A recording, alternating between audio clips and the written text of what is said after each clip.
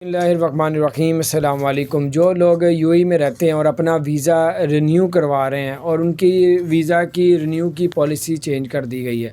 अगर आप रिन्यू करवाना है तो आपका एक टाइम बच जाएगा, आपका जो भी टाइम वेस्ट होगा आप उधर जाएंगे, मेडिकल करवा के गए होंगे तो आपका रिन्यू नहीं करेंगे। पॉलिसी क्या चेंज हुई है उससे पहले आपको हम गुजारिश करते हैं, अगर आप चैनल को सब्सक्राइब नहीं किया ज़रूर सब्सक्राइब कर दें, बेल आइकन प्रेस कर दें ताकि नई सी अपडेट्स आप तक पहुंचती रहें।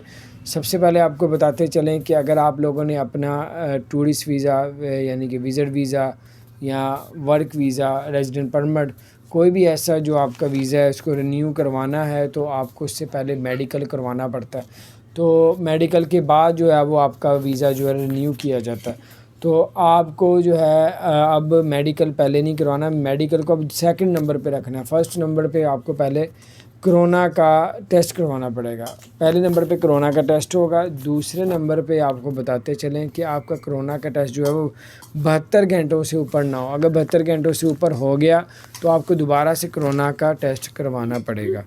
और पहले नंबर पे कोरोना का टेस्ट होगा, दूसरे नंबर पे आपने करवाना है यानी कि 72 घंटे से ऊपर ना हो। तीसरे नंबर पे ये है कि आपका मेडिकल टेस्ट होगा।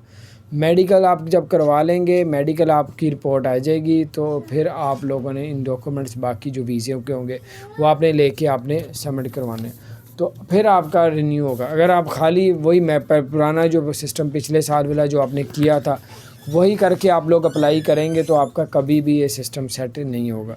यानी कि आपको दोबारा भेज देंगे, आपको कहेंगे जाएँ कोरोना टेस्ट करवाएँ नेगेटिव। तो ये चीज़ें जो है आप सबको बताएं। कोई आपका रिश्तेदार है, दोस्त है, किसी ने आपको शेयर की है बात कि यार मैंने वीज़ा रिन्यू करवाना है, तो फिर आप लोगों को इस चीज़ पे प्रोसीजर पे उतरना पड़ेगा। अपना ख्याल रखें। चैनल को सब्सक्राइब नहीं किया ज़रूर सब्सक्राइब कर दें, बेल आइकन भी प्रेस कर दें ताकि नहीं से